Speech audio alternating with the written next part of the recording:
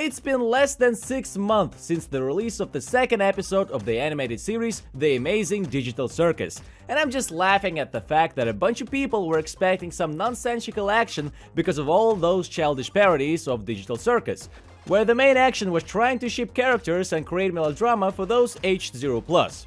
Well, the second episode itself plunges into a natural existential crisis, and most of the episode is built around how Pomni gets into trouble with an NPC alligator according to Gary's Smoke command, jumping into textures and ending up in the dark backrooms. And almost the entire episode, we're not watching the colorful characters' antics and cringy jokes, but rather the poor alligator's realization of the fact that he is an NPC in a darn game.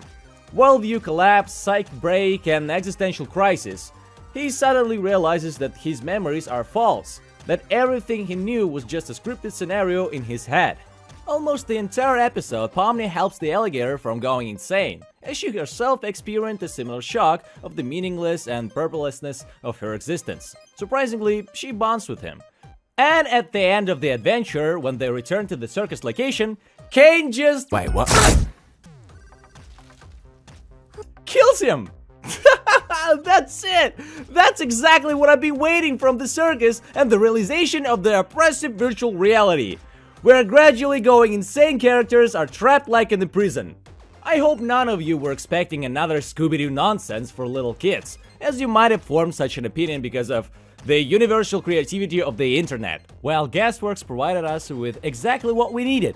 I'm already anticipating emotional trauma of all young viewers who aren't used to having the characters of their favorite cartoon simply incinerated on the spot. Oh yeah, that's the Amazing Digital Circus right there. So get ready for the gradually going insane Harley Quinn Pomni, God Kane, and the most mind-blowing joke of the millennium, which I feel the circus will repeat in every episode. Very sticky indeed! Sounds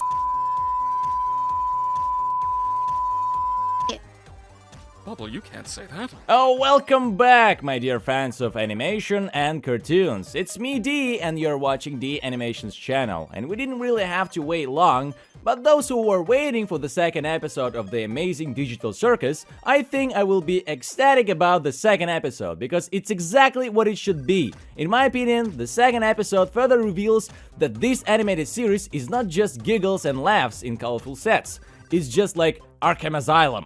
It's like navigating between colorfulness for the young audience, which allowed the circus to break all unimaginable records. The show itself carries themes that not every viewer can appreciate, and since only the most elite of the elites have gathered on my channels, why don't we take a closer look at the Amazing Digital Circus again.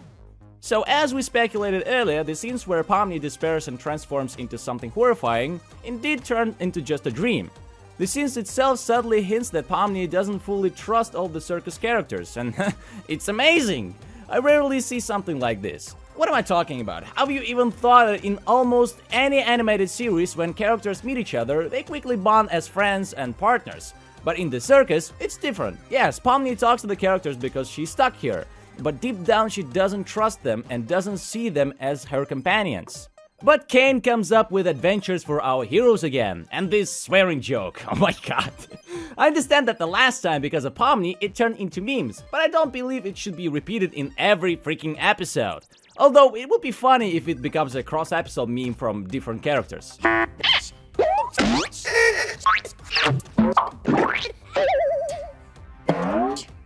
Oh my god.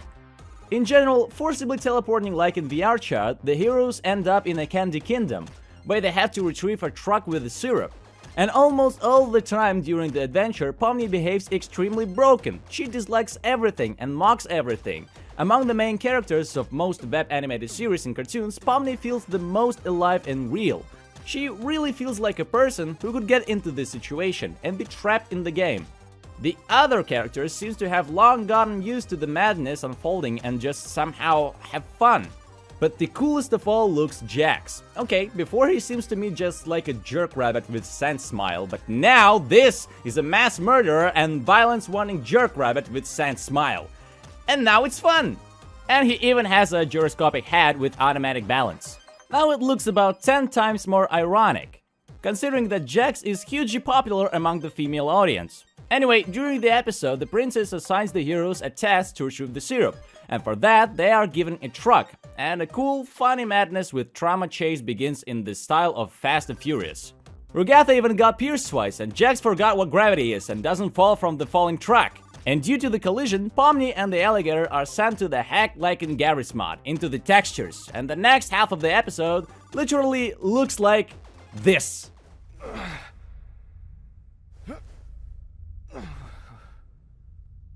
What?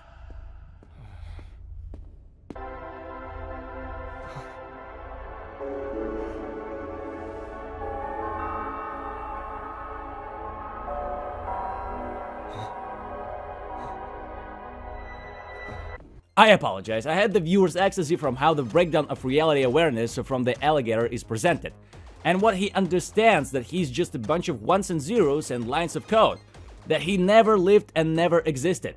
A situation from Greek philosophy occurs, the character's realization of other, higher layers of reality.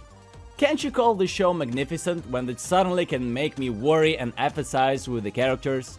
It's the dialogues of the characters that I enjoy the most in this episode. Again, besides the breakdown of the world view from some characters, what I want to say, it's banal looking at Regatha, Kinger, Jax and others only in the second episode, but you clearly see how they have spent a lot of time together, how they react to different things in adventures that Kane prepares for them, whom NPCs consider a god. Well, to be fair, there is a reason for that. I see how the heroes have gone through not just 100 such adventures, and therefore the feeling that they have long been united in their own way. I see how each other one tries to stay true to themselves in this crazy reality. Most likely, in Jack's case, this world has taken its toll the most.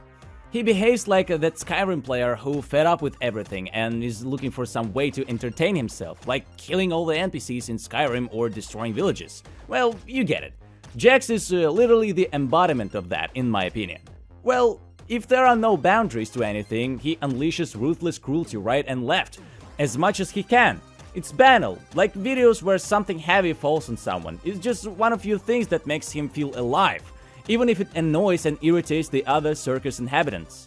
In the dialogues, not in the jokes and chases, the true essence of the episode, which is really pleasing. I see how the circus doesn't just say that it's a more mature work than a bunch of kids in the fandom expected. The circus is indeed something more. That's why it's amazing. And to be honest, I was torn apart by the fact that, firstly, Jax finally arranged a mass slaughter at the end of the adventure, letting some monster into the Candy Kingdom that eats people, and the alligator who realized himself as a game character but was ready to grow and move forward without heroes and became the first real friend for Pomni. Kane just, well, yeah, evaporates him. Like the Joker with the pencil thingy. To say how it weighs on Pomni is an understatement. The worldview and even the sense of the world here are probably completely shattered. But surprisingly, Pomni understands that it is surrounded by not just lifeless people when Regatha and others hold a farewell ceremony for the clown Kaufmo, who left behind the scenes in the first episode. Pomni understands that even if she disperses and forgets herself, she will at least remain in the memories of the other guys, who, as it turns out, do care about her.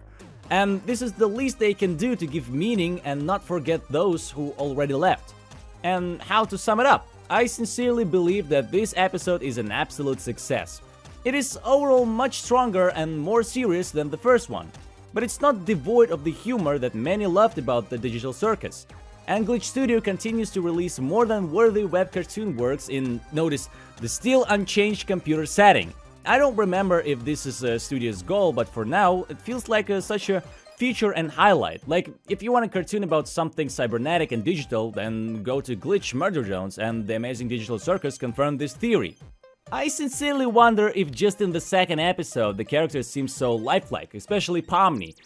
Then what will the circus ultimately appear as when the full season comes out? Perhaps a new icon of well-developed cartoon characters is looming, characters you sincerely believe are alive. Such rare occurrences actually happen, and such an achievement is not granted to every character in animated series. Some of the brightest examples for me are the characters from Avatar or Gravity Falls. What do you think? Be sure to let me know in the comments if Pomni became for you as well in the second episode almost an interpretation of a real person amidst the backdrop of this cartoon. The other characters, even if they don't spend much time on themselves, are shown extremely vividly.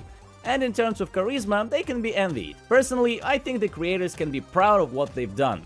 While I personally prefer to watch a 2D animation, that's just my taste, but I genuinely interested in following the circus.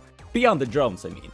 Though I'll forever blame Liam Vickers for not drawing drones in his 2D style, because oh my god, Liam, your 2D drone designs are insanely cool. Come on, please, make them 2D at least for fun. Well, that's how the second episode of the Amazing Digital Circus turns out.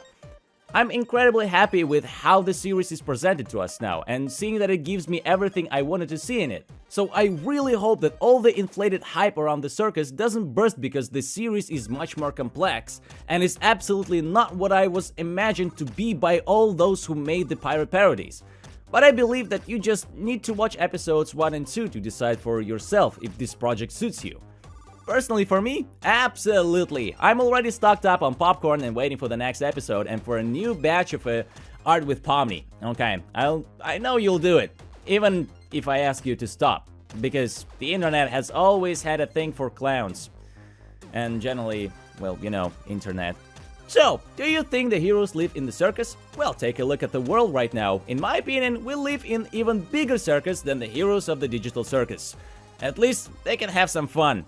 Anyway, we're eagerly awaiting for the third episode, and I can confidently say that Glitch Studio is not lowering the bar and is only raising the status as one of the leading studios in our beloved web animation. And don't you disappear, like and subscribe, and I'll see you in the next one.